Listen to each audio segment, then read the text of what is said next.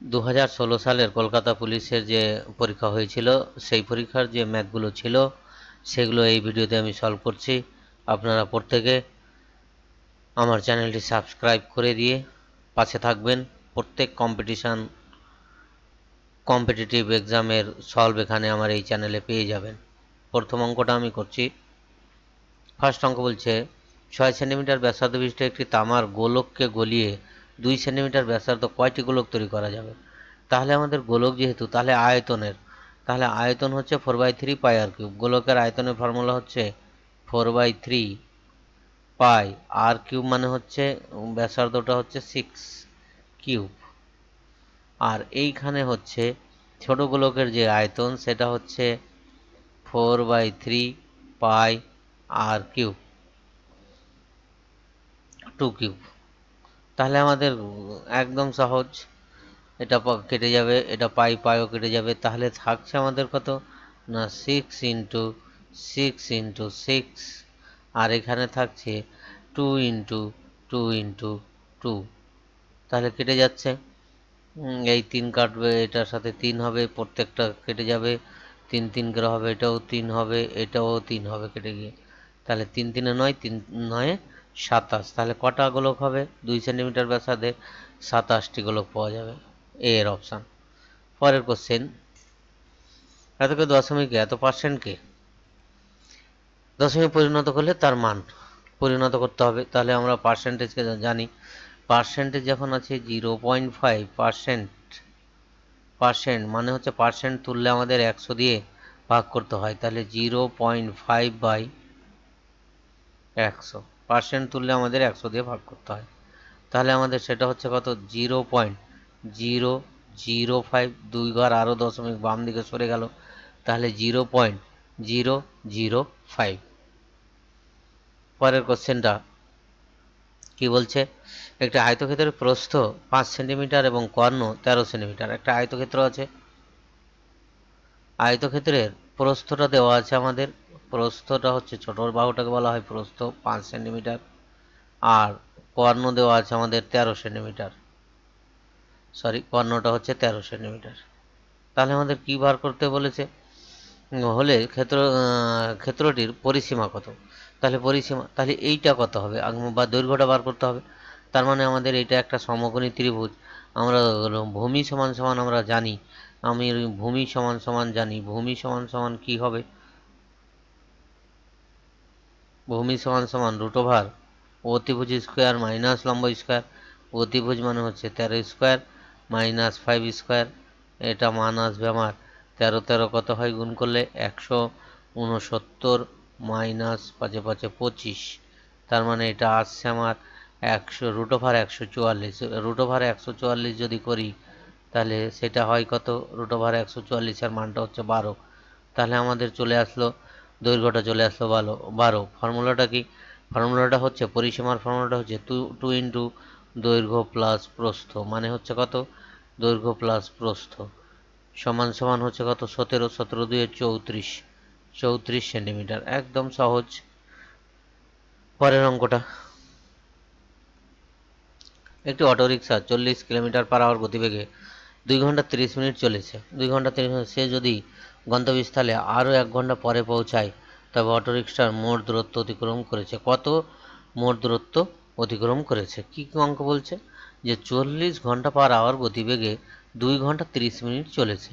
2 ঘন্টা 30 মিনিট চললো, যদি সে গন্তব্যস্থলে আরও 1 ঘন্টা পরে পৌঁছায়, মানে আগে পৌঁছানো কথা, পরে পৌঁছায়, তবে অটোরিকশাটি মোট কত দূর অতিক্রম করেছে। তাহলে খুবই সহজ, 1 ঘন্টা পরে পৌঁছায় গন্তব্যস্থলে, যদি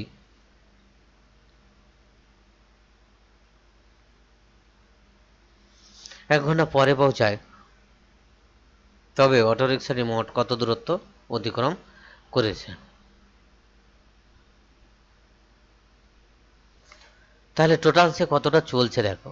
প্রথমে বলছে একটি অটোরিকশা 2 ঘন্টা 30 মিনিট চললো, তাহলে 2 ঘন্টা 30 মিনিট চললো। যদি সে গন্তব্যস্থলে আরও 1 ঘন্টা পরে পৌঁছায় তাহলে টোটাল কতক্ষণ চললো, টোটাল চললো আমাদের 3 ঘন্টা 30 মিনিট। অটোরিকশাটি আমাদের চলছে 3 ঘন্টা 30 মিনিট চলছে। তাহলে 3 ঘন্টা 30 মিনিটে কত, 3 ঘন্টায় যাবে 100, 3 4 12, 1 ঘন্টায় যদি 40 কিমি যায় তাহলে 3 ঘন্টায় যাবে 3 4 12 120 কিমি, প্লাস 30 মিনিটে কত যাবে, মানে হাফ ঘন্টা, হাফ ঘন্টায় যাবে 20 কিমি। তাহলে আমাদের টোটাল হচ্ছে 100।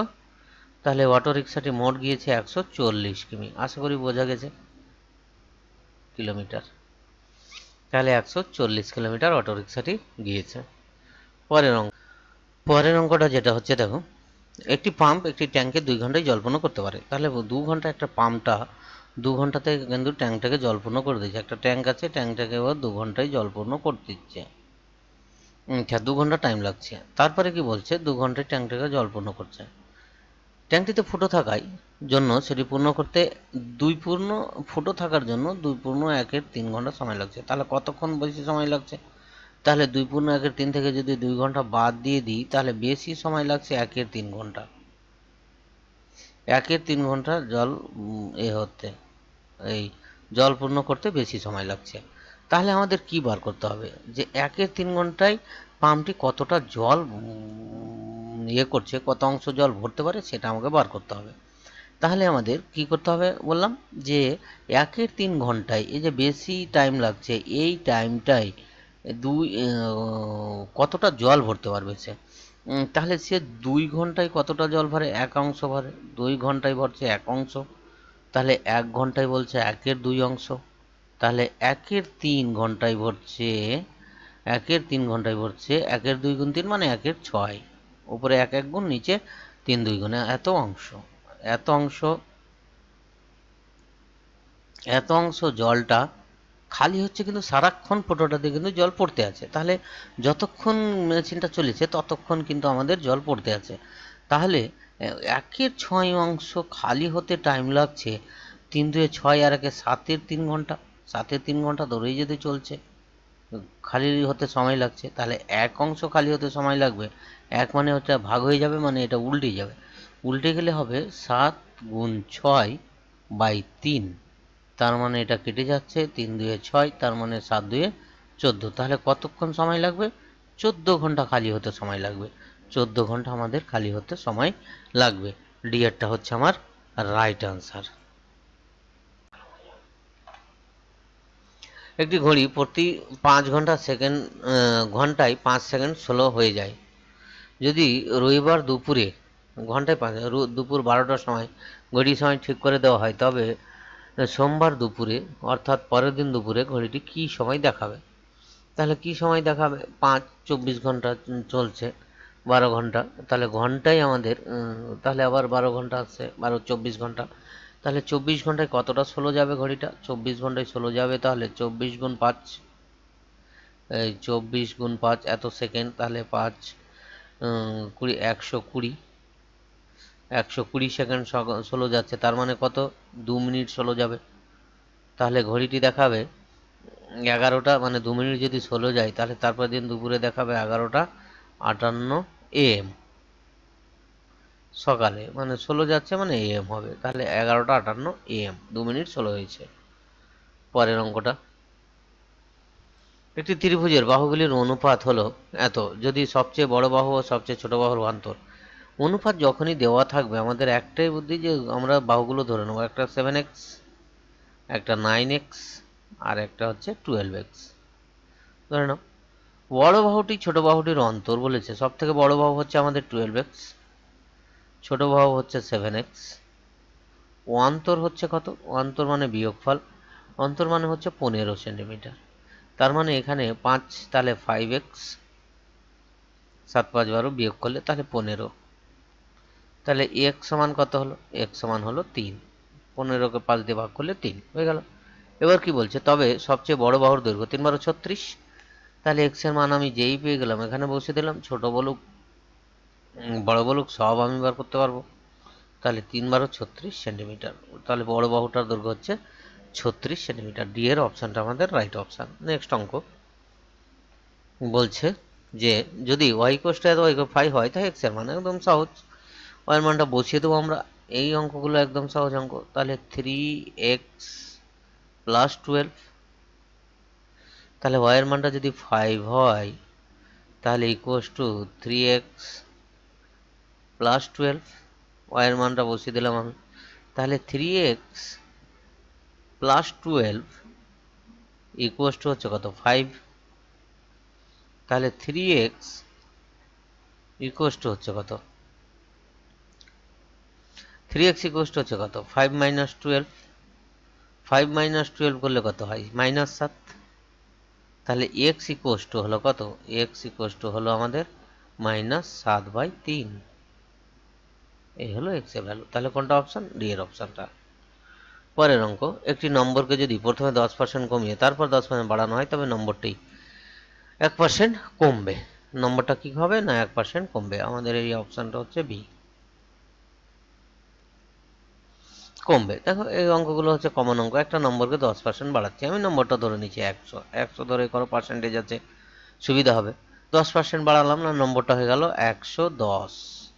আবার 10% কমাচ্ছি, তার মানে 110-এর 10% বার করতে হবে। তার মানে কত হবে 10% বার করলে 110-এর 10% মানে 100, তার মানে 11 কমালাম।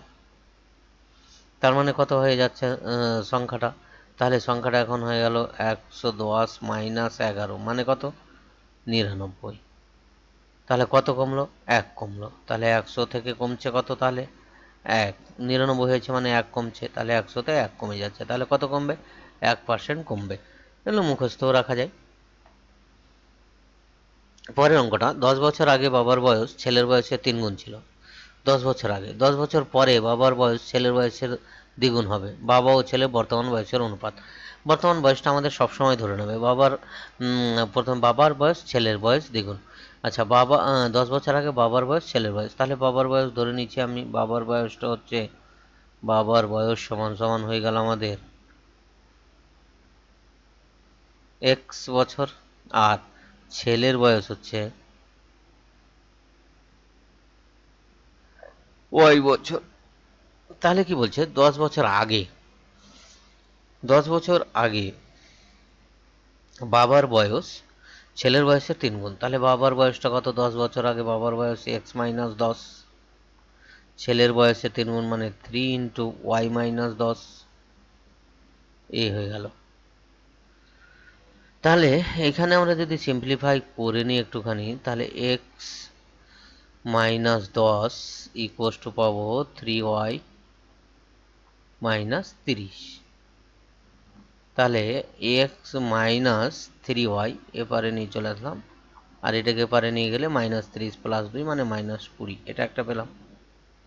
আবার বলছে 10 বছর পরে বাবার বয়স ছেলে বয়সের দ্বিগুণ। 10 বছর পরে মানে কি বাবার বয়স হলো তাহলে x প্লাস 10, ছেলের বয়সের দ্বিগুণ মানে 2 ইন্টু y প্লাস 10। 10 বছর পর মানে হচ্ছে 10 যোগ করতে হয় আমাদের। তাহলে আমাদের সমীকরণটা হচ্ছে x plus 10 equals to 2y plus 20। তাহলে এবারে নিয়ে আসছি আমি x minus 2y equals to হয়ে গেল 20 থেকে 10 বাদ দিলে 10। তাহলে এই দুটো সমীকরণকে বার করে x y এর মানটা বার করে নেব। x minus 2y equals to হচ্ছে 10। তাহলে বর্তমান বয়সটা পেয়ে যাব। তাহলে এটা মাইনাস, বাবার বয়স কেটে গেল, এটা প্লাস, এটা মাইনাস। তাহলে এটা হলো 3 থেকে 2 বাদ দিলে -y, আর এটা হয়ে যাচ্ছে যোগ হয়ে যাবে -30। তাহলে ছেলের বর্তমান বয়স হচ্ছে 30 বছর। এইবার আমাদের যে কোনো একটা মানে আমি মান বসিয়ে দিতে পারি। ওয়ের মান পেয়ে গেছি। তাহলে x মাইনাস 2 গুণ 30 মানে এটা 60, একবারে আমি লিখে দিচ্ছি ইকুয়াস টু 10। তার মানে এটা কত হলো x সমান সমান কত হলো 10 প্লাস 60 মানে কত, এবারে গেলে 70। তাহলে বাবা ও ছেলের বয়সের অনুপাত হচ্ছে 70:30 বর্তমান বয়সের অনুপাত। তাহলে কি 10 দিয়ে ভাগ চলে এলো 7:3, তাহলে 7:3 এটা হচ্ছে অপশান আমাদের। বর্তমান বয়সের অনুপাত বার করতে বলেছে, আমি 7:3। পরের অঙ্কটা, একজন মা এবং তার 6 সন্তানের বয়সের গড় 12 বছর। একজন মা আর তার 6 সন্তানের, মার বয়স বাদ দিলে সেই গড় 5 বছর কমে যায়। মার বয়স কত? মায়ের বারটা যদি আমরা বাদ দিই তাহলে বলছে 5 বছর কমে যাচ্ছে। তাহলে আমাদের 5 বছর বাদ দিলে সেই গড় 5 বছর কমে যায়। তাহলে গড়টা আমাদের 5 বছর কমে যাচ্ছে। তাহলে কতজনের? 6 জনের 5 6 30। মায়ের বয়স বাদ দিলে 5 6 30 কমে যাচ্ছে। তাহলে মায়ের বয়স কত আমাদের বার করতে বলেছে। এটা যদি সমীকরণ দিয়ে এমনিও করতে পারি আমরা। গড় বয়স দেওয়া আছে আমাদের 12 বছর। 12 বছর যেহেতু দেওয়াই আছে একজন মাতার, তাহলে মা আর 4 সন্তান মানে হচ্ছে 7 12 84। 7 গুণ 12, টোটাল বয়সটা হচ্ছে 7 গুণ 12।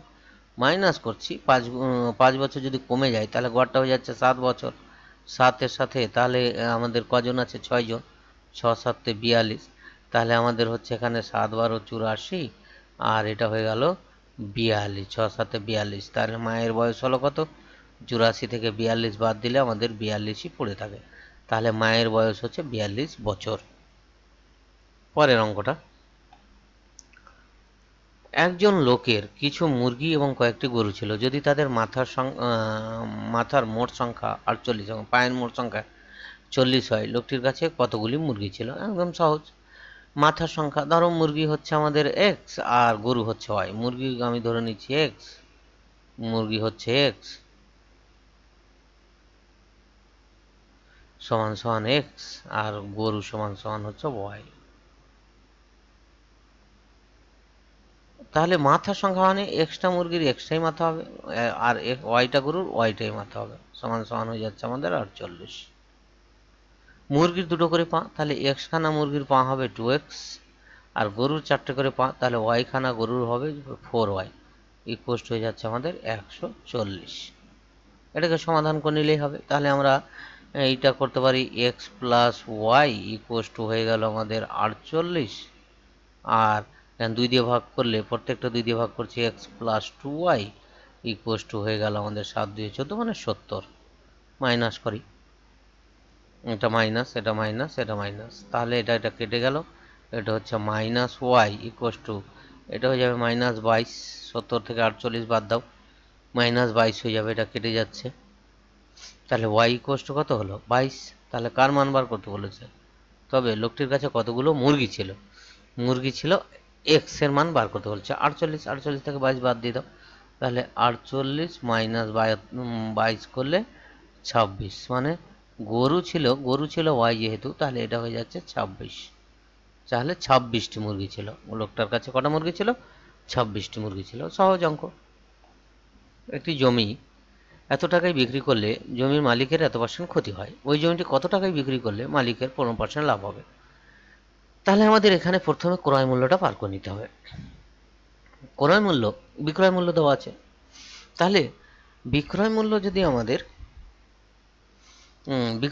যদি আমাদের 85 টাকা হয়, ক্রয় মূল্য সহজ সব থেকে একদম পার্সেন্টেজ করেও বার করতে পারি আমরা, অসুবিধা কিছু নেই, কিন্তু আমি এভাবেই করে নিই। 15% ক্ষতি হচ্ছে, মানে 100 টাকা যদি আমাদের ক্রয় মূল্য হয়, 85 টাকায় বিক্রি করছে। তাহলে বিক্রয় মূল্য যদি 85 টাকা হয়, তাহলে ক্রয় মূল্য হচ্ছে আমাদের কত? না 100 টাকা। তাহলে বিক্রয় মূল্য কত দেওয়া আছে আমাদের? বিক্রয় মূল্য দেওয়া আছে 18,700। 18,700 বিক্রয় মূল্য হলে ক্রয় মূল্য কত হবে? তাহলে 11 গুণ 18,700 বাই 85।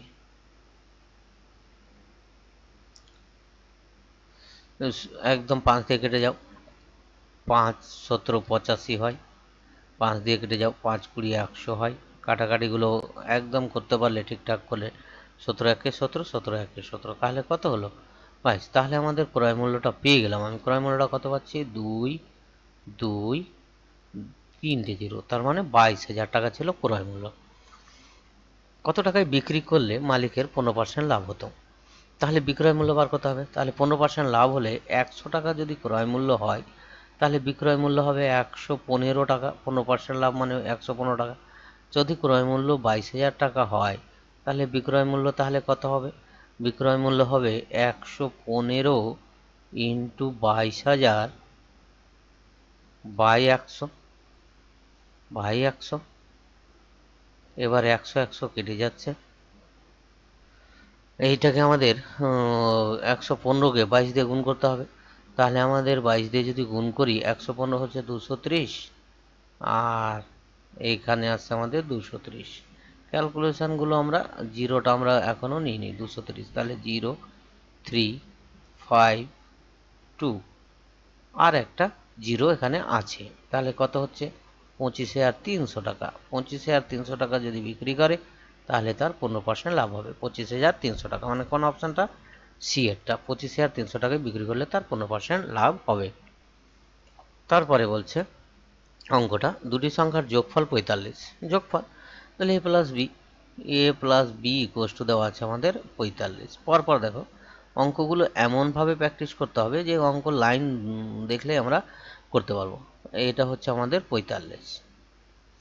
সংখ্যা দুটির বিয়োগফল তাদের যোগফলে, সংখ্যা দুটির বিয়োগফল মানে এ মাইনাস বি তাদের যোগফলের 1/9 অংশ, তাহলে 1/9 ইন্টু যোগফল, যোগফল করে নিচ্ছি আমি ইন্টু যোগফল। তাহলে আমাদের এইখানে কি পাচ্ছি দেখো, এটা 9 দিয়ে গুণ করে নাও, তাহলে 9a minus 9b equals to A plus B.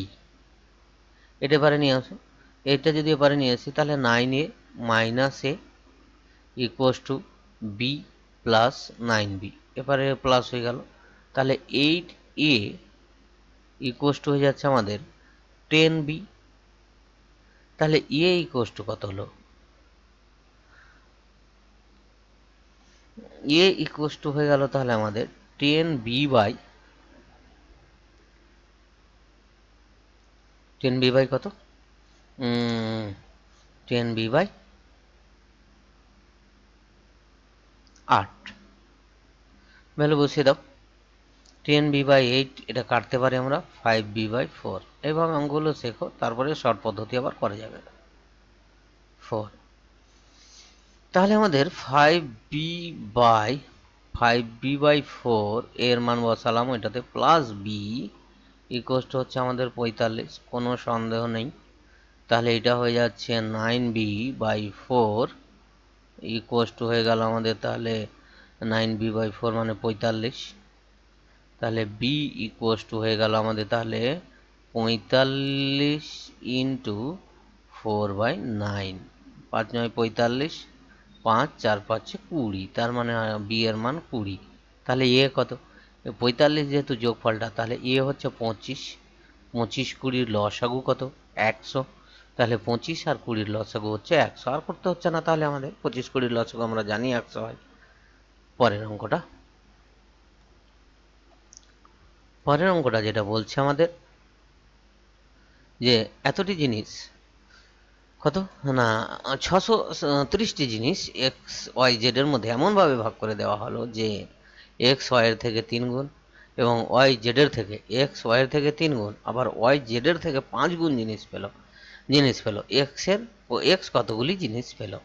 তাহলে এক্স ওয়াই এর মধ্যে আমরা ভাগ করে দিচ্ছি, ভালো কথা। তাহলে এক্স প্লাস ওয়াই আমি এটাকে লিখতে পারি এরকম করে যে X plus Y plus Z equals to হবে আমাদের 630।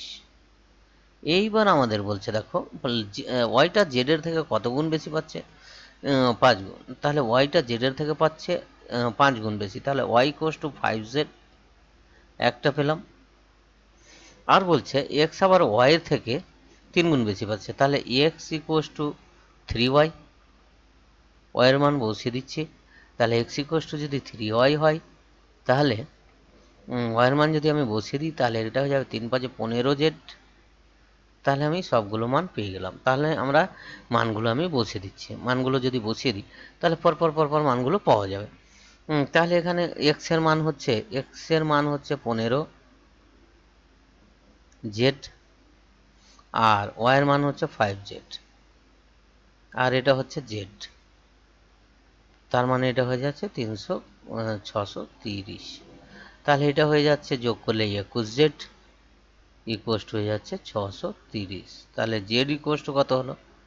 জেড ইকুয়ালস টু হচ্ছে আমাদের তাহলে 630 বাই 21, 3 দিয়ে কেটে যায় আমাদের, 3 21 63 হয়, তাহলে 30। তাহলে জেড এর মান পেয়ে গেলাম আমি 30। কার মান বার করতে বলেছে?